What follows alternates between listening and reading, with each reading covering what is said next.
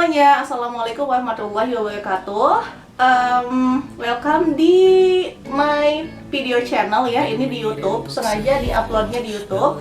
Dan perkenalkan, my name is Tia Soliha. You can call me Miss Tia atau Bu Tia. Dan ibu di sini akan sharing beberapa materi yang kalian butuhkan di jenjang kelas 12, oke? Dan salah satunya yang akan ibu bahas adalah mengenai job application letter, oke? Semoga kalian bisa menyimak dengan baik dan bisa kalian tanyakan jika masih ada penjelasan yang kurang dipahami, oke? Stay tune ya. Nah, job application letter ini adalah salah satu materi yang diajarkan di kelas 12 SMK.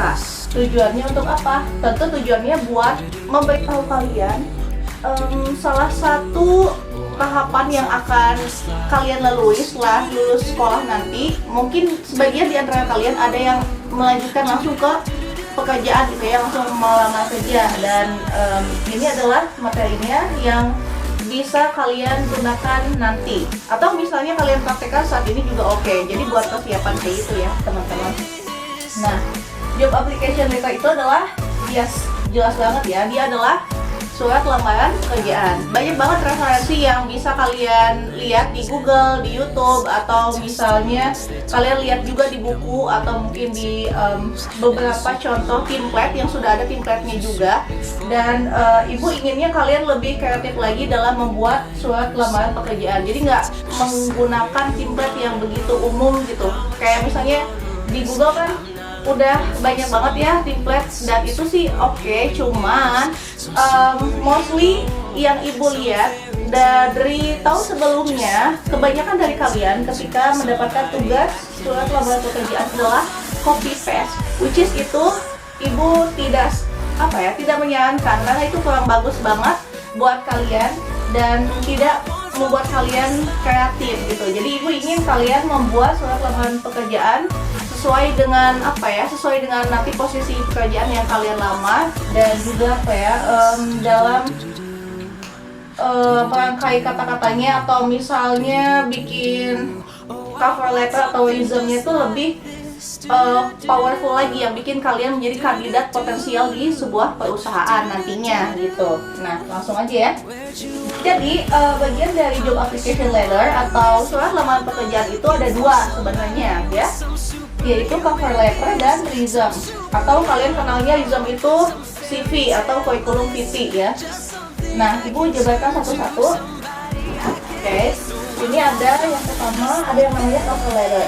Cover letter itu isinya adalah posisi yang ingin kalian lamar, posisi pekerjaan apa.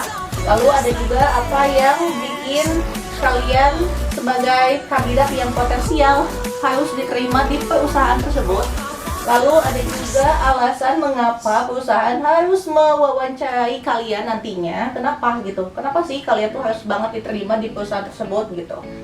Dan bagaimana cara perusahaan bisa menghubungi kalian untuk proses selanjutnya? Karena kan siapa tahu kalian adalah kandidat potensial yang memang sesuai dengan perusahaan inginkan gitu ya, sesuai dengan persyaratan yang dicantumkan di dalam perusahaan tersebut gitu. Jadi kalau misalnya perusahaannya udah klik sama kalian, pasti mereka bakalan langsung ngubungin kalian. Jangan lupa cantumin apanya? Cantumin WA-nya, lalu emailnya, atau nomor handphone yang bisa dihubungi, atau nomor telepon gitu. Dan itu ibu bahas nanti ya. Next, ini adalah bagian-bagian cover letter. Bagian-bagian cover letter itu sebenarnya kalau kita hitung-hitung ya, dia cuman ada kayak 7 bagian gitu aja teman-teman. Yang ke satu ada yang namanya contact information. Contact information di sini maksudnya adalah nama dan alamat perusahaan yang kalian lamar nantinya gitu. Itu adalah contact information. Jadi bukan berarti nama kalian dan alamat kalian, bukan, tapi ini adalah maksudnya adalah nama dan perusahaan yang kalian tuju nanti. Lalu selanjutnya ada greeting. Greeting ini adalah salam pembuka, dan salam pembuka yang dicantumkan nantinya adalah sifatnya general atau umum ya. Jadi jangan sampai kita menggunakan assalamualaikum, kan tidak semua manajer perusahaan yang bagian menerima karyawan alias HRD-nya itu beragama Islam. Jadi kalian boleh menggunakan, dianjurkan menggunakan sapaan yang umum. Misalnya kalau dalam bahasa Inggris misalnya Dear Mr. misalnya siapa ya? Dear Mr. Iman, boleh kayak gitu. Kalau misalnya memang manajer penerimaan karyawannya namanya Iman gitu. Next, ada yang namanya introductory paragraph atau paragraf pembuka. Maksudnya gimana isinya? Isinya adalah pengenalan diri kalian secara singkat gitu. Sebutin nama kalian siapa, terus posisi yang ingin kalian lamar di perusahaan tersebut itu posisi apa, dan alasan kalian memilih perusahaan tersebut tuh kenapa sih memilih perusahaan ini gitu.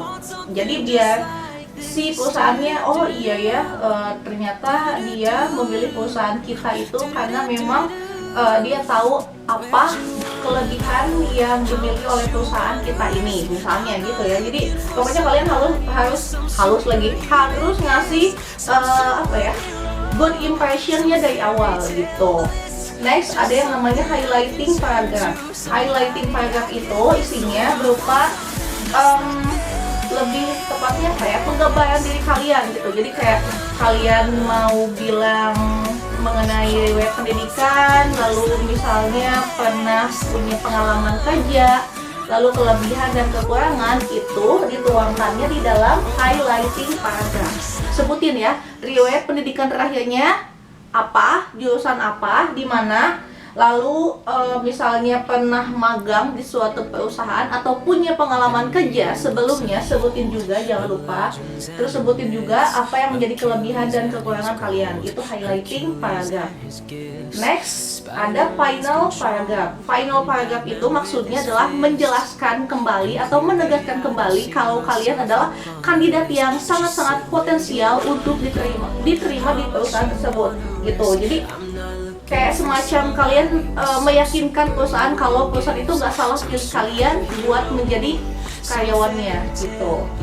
Next, ada yang namanya closing. Closing itu adalah penutup, betul sekali, dan bukan hanya terima kasih atas perhatiannya aja ya teman-teman, tapi kalian juga jangan lupa nyantumin kayak bisa dihubunginya itu lewat apa, lewat WA kah, lewat telepon kah, atau misalnya lewat email. Pokoknya cantumin, karena itu adalah cara perusahaan menghubungi kalian kalau kalian lolos menjadi karyawannya gitu. Terus ada signature atau tanda tangan. Jadi ini kayak semacam, let's say it closingan apa ya, salam penutup sama nama jelas juga tanda tangan.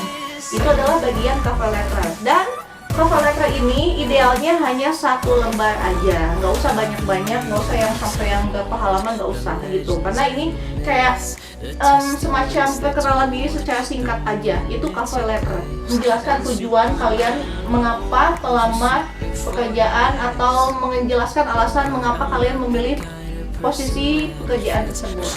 Itu adalah cover letter. Bisa ya dipahami sampai sini? Oke, next. Ada yang namanya resume. Oh, ini ada agak kehapus. Pokoknya ini ada resume. Resume itu adalah data diri atau daftar riwayat hidup yang isinya ya tentu saja rangkuman informasi si pelamar. Dan ibu bakalan langsung aja bahas. Dia terdiri dari yang namanya 1 kontak information lagi. Beda ya sama kontak information yang di cover letter. Kalau kontak information yang di resume itu maksudnya adalah data atau nama lengkap dan juga alamat email dan juga nomor telepon yang melamar pekerjaan, which is itu kalian gitu. Jadi nama, lalu nomor WA atau nomor telepon, dan juga alamat email yang bisa dihubungi gitu. Dan bisa juga misalnya sekiranya perusahaan mau langsung mengirimkan surat balasan misalnya lewat pos, itu mungkin juga buat kalian buat menuliskan alamat lengkap rumahnya gitu. Jadi kalian nggak usah nyantumin kayak misalnya golongan darah, berat badan, tinggi badan, atau misalnya hobi, ya kayak gitu nggak usah di kontak information gitu. Jadi seperlunya aja, yang penting-pentingnya aja. Khawatirnya begini ya, identitas kalian kalau misalnya dituliskan secara jelas, khawatirnya disalahgunakan gitu, dan itu sangat membahayakan. Jadi antisipasinya Kalau dari beberapa buku dan video yang ibu tonton dan ibu baca, kontak informasi buat yang melamar kerja itu hanya apa? Tadi nama si pelamar, udah gitu ada juga cantumin nomor telepon atau WA-nya, juga alamat email, itu yang ideal. Tapi kalau misalnya sekiranya perusahaannya kayak konvensional membutuhkan alamat rumah untuk membalas surat lamaran kerja kalian, ya cantumkan juga alamat lengkapnya. Next, ada yang namanya education ya, yang dicantumkan di sini, yaitu riwayat pendidikan. Riwayat pendidikan itu harus dimulai dari pendidikan terakhir yang kalian tempuh. Misalnya terakhirnya di SMK, ya udah tulisin SMK, tulisin di dalam kurungnya lulusan tahun berapa dan jurusan apa yang kalian ambil ketika SMK. Misalnya taruh saja teknik komputer jaringan gitu. Nah, silahkan kalian cantumkan teknik komputer jaringan 2020 misalnya, kayak gitu, cantumin. Terus di dalam riwayat pendidikan, misalnya selama sekolah, adik-adik pernah menjadi anggota aktif atau menjabat suatu posisi di ekstrakurikuler yang membantu pengembangan diri adik-adik, itu tolong dicantumkan. Misalnya kalian aktif sebagai ketua OSIS atau mungkin juga apa ya, let's say ketua paskibra, mungkin silahkan cantumkan di riwayat pendidikan gitu. Jadi silahkan kalian cantumkan. Habis itu misalnya pengalamannya pernah menghandle atau pernah ikutan lomba, misalnya paskibra nih yang kalian cantumin. Udah gitu pasti mengikuti apa ya namanya kalau paskibra ya, bukan kejuaraan, apa ya namanya, lomba paskibra pokoknya yang latihan baik dulu, apa sih, PBB ya, ada bisikan-bisikan PBB katanya. PBB misalnya, PBB kalau ikutan PBB di paskibraka tahun sekian, di kejuaraan apa sih namanya, pokoknya yang termasuk prestasi kalian selama sekolah, silakan cantumkan di riwayat pendidikan gitu intinya ya.